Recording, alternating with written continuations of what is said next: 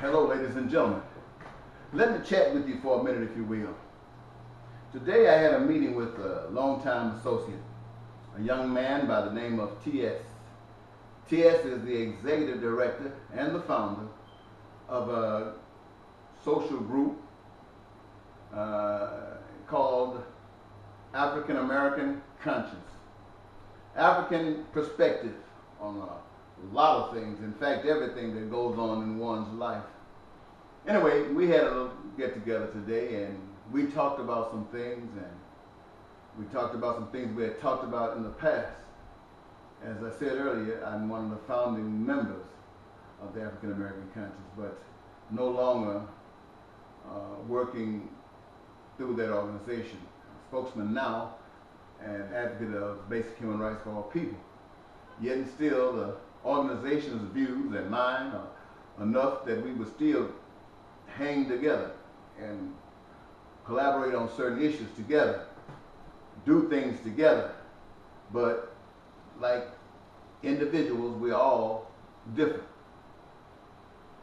We all got our own paths to travel, but if our paths are leading to the same place, when we meet, we won't be strangers one unto the other. And we were talking about, initially, T.S. said that he has learned that the only way for black people to have any power, any real freedom, any economic freedom, we'd have to go back, separate ourselves from this country. He said he feels that that black people came from Africa, and it might not be such a bad place to return to. So, separation. But T.S. is wise enough, smart enough to know that the people that he speaks to are not that liberated. He gave them a chance, and by not embracing it, as most of us don't embrace anything except nothingness, he decided to approach it from where people's intelligence took them. And for me, my views were a little bit different in that I believe that it's better to always be there. Someone needs us. And I'll give you some examples of that in a moment. But he talked to me about some things that I have already known for quite some time, but had not accepted. Now I've come into an understanding based upon the years' experience that draws me to accept what I refused to accept in the past. And listening to him expound on those things, I know because I can remember the conversation years ago being the same. And for some of those, we still agree.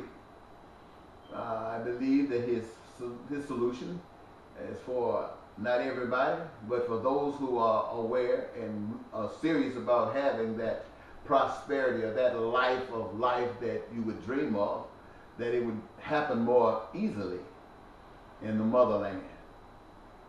Now, the difference, and that's great. I have no problem with that.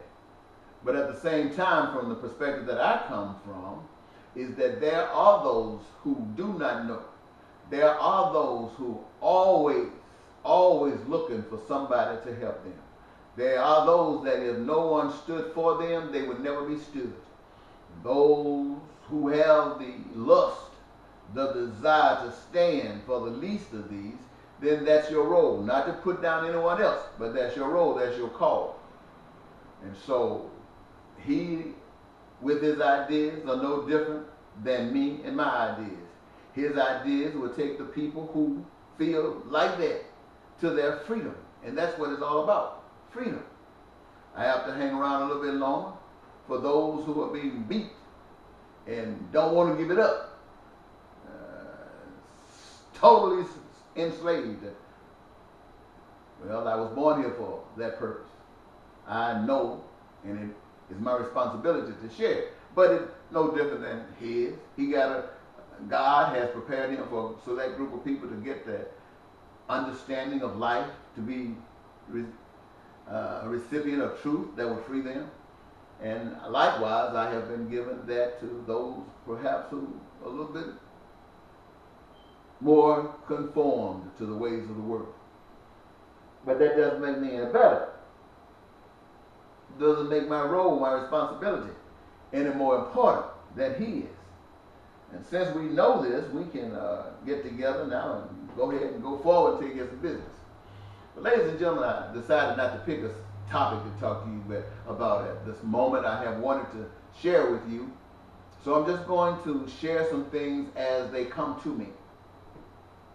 I want all of the people in power to know that their responsibility is not to the special interests that funded their campaigns, if that was the case, or gave them support. Their allegiance is to the power of life. That is to respond to the basic needs that every one of us have, to see without any shortcomings, any hang-ups, anyone being denied these benefits of life. Every representative in every position when it comes to service to the people has that responsibility. And keep that in mind. It will dictate how you involve yourselves in policy making or negotiations about what is going to happen to we the people here in your local cities, in your townships, in your state, and throughout the United States and the world. It is the responsibility of leadership to make sure that the basic essentials that are common amongst all of us are met. Now what that means is food, clothing, and shelter. That's the first thing that comes to our mind. Sometimes we think that we can get away with being naked, but I want you to know we can't get away. See, nakedness represents to us being ashamed, shameness. Shame being that we are walking down a dark path and don't know exactly where we are going or who we are. If we knew, taking off our clothes would be no thing. But it's there anyway, food, clothing, and shelter. Now, in order for those three to be met, we must at one point in time, or as raw can be if we don't have the latter, we must create through a knowledge, education. We don't have to talk about education. You know what education is for. Another is healthcare. And we don't have to talk about healthcare, for we all know what healthcare is about. So we got 5 things that have been identified that are essential amongst every human being on the planet. That's food, clothing, and shelter, education, and healthcare. Now, how do we meet the needs of everybody on the planet, especially here in Minnesota and Woodbury and in the country? How do we prepare to meet that? Food, clothing, shelter, education, and healthcare. Well, in the plan of life, it has already been laid. And that plan is that there are careers of choice for every last one of us. Every last one of us have something that's unique in us for us to do that works well with that uniqueness of others. And in those uniquenesses comprised together for the common cause of meeting those basic needs that have been identified here, it will work together like hands and gloves. Everybody having the opportunity to enjoy life. The athletes enjoy life. The teachers enjoy life. The doctors enjoy life. The farmers enjoy life. Everyone enjoys life. Why? Because they are doing what they were made to do. In them is the spirit of life. And what is the focus? The focus is creating what we the people need in such an abundance that everybody has access to.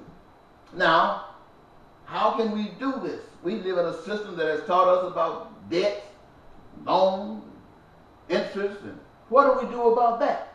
Well, we recognize this through this new understanding that that is an arm of the system that we are putting aside.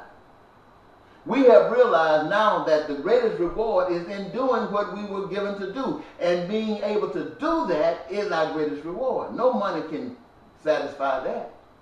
And what would we do with money anyway except buy food, clothing, shelter, education, health care? What else would we do with that?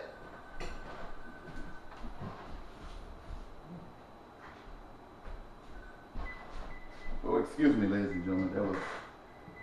What else would we do with that except buy food, clothing, and shelter? Now, and see, to do that the current way, you have to go in debt.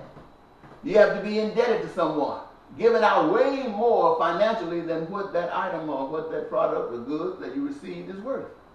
They call that robbery. But see, if you don't know that and you have accepted the way, then that's okay.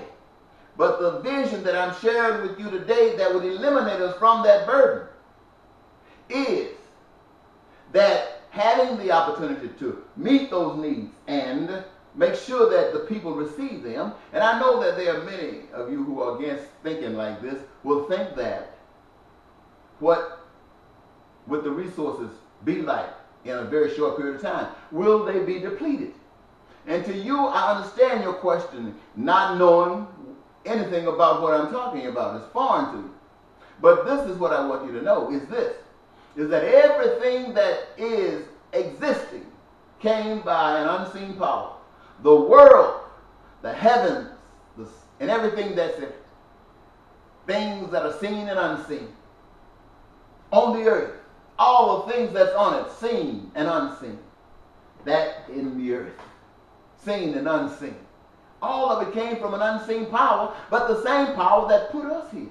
The same power that instilled the desire for a career in us when we having the opportunity to do it brings us the greatest joy. That power for the common purpose of meeting those needs. We live in a society that is calling for us to be better than we have been. So I'm asking the citizens to wake up. I'm asking your city governments to contact those of you who fall in areas of not having your needs met in these various categories.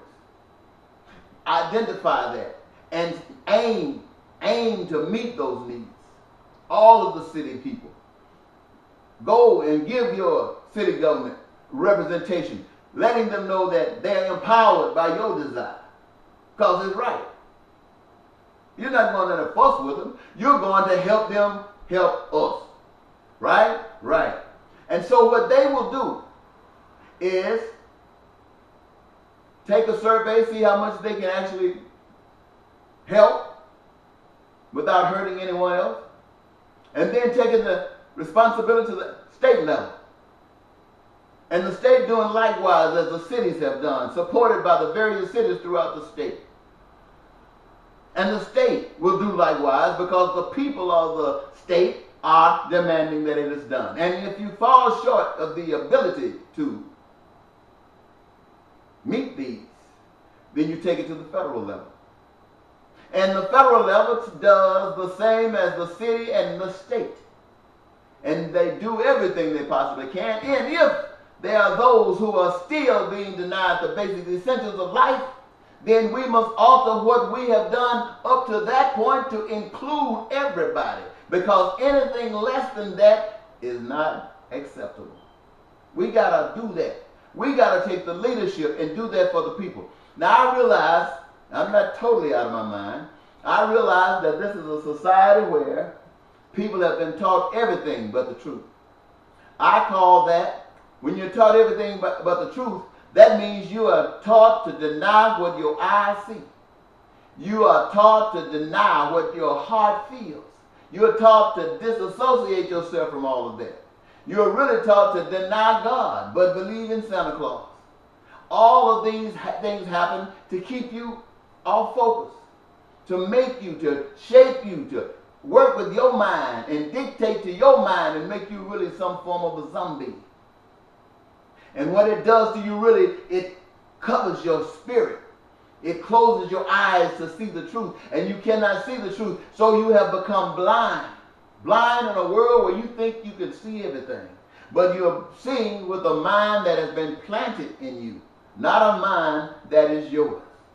And since you have this mind that's planted in you, it responds as it has been designed to respond. You do nothing. And I say do nothing because those of you who do something, it doesn't work with the problem. It just allows the problem to continue. And so the question becomes, what representation should we give? I say to you, you may have never been in a bar fight. You never perhaps have ever been beaten. But I want you to imagine, if you will, somebody beating the hide off you. I mean, really doing it to you. And people were around watching, some of them edging the fight on, urging it on. Some of them wanting to stop it, and others just standing there ready to fight anybody who tries to stop it. And this fight isn't stopped. Imagine what you would feel, and all of those people were standing around. Imagine. Neither could tell you anything because the truth of them has been spoken. But imagine that you are there and someone comes to your rescue. Imagine.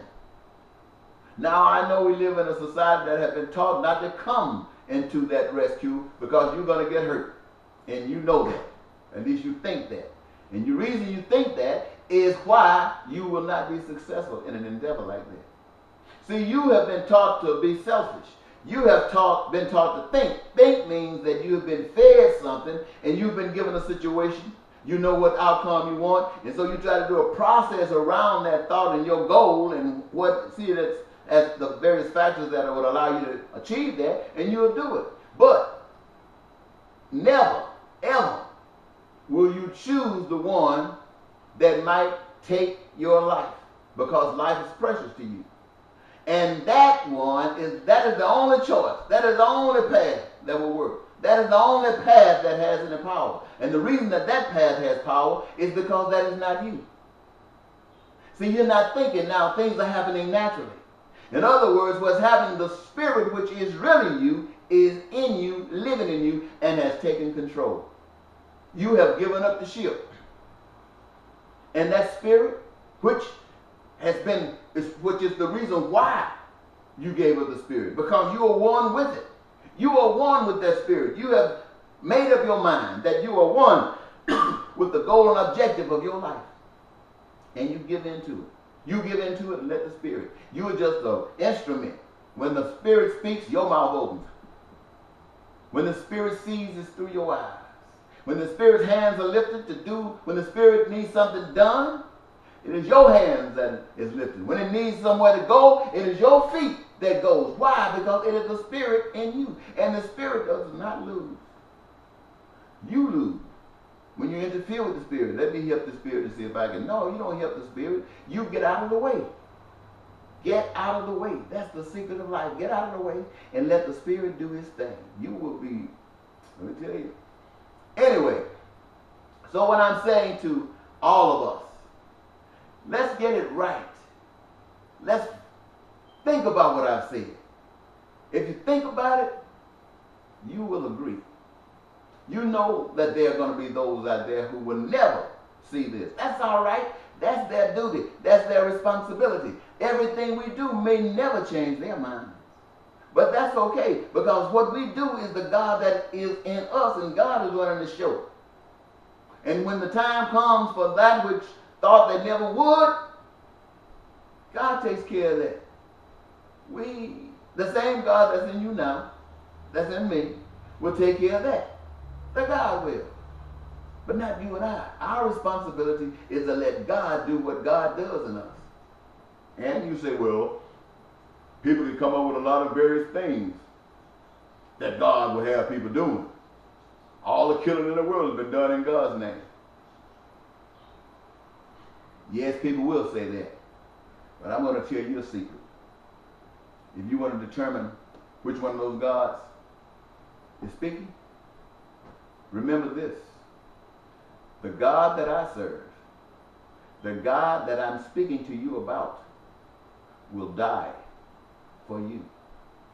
Will die for you. There's a message in there. If the God that I'm speaking about will die for you, that is an example to you to be able to die for one another. Not for some old crazy, prejudiced, biased stuff, but all of us willing to die for one another. That's the God I'm speaking of. The God you're speaking of won't die for you. It'll kill you and send you out to kill anybody that your God deems needs killing. That's the difference in the gods. I glorify my God, and each of us glorify our God. And the God that we serve is the God that is glorified, and everybody sees God for what God truly is. Thank you so very much. Bye-bye.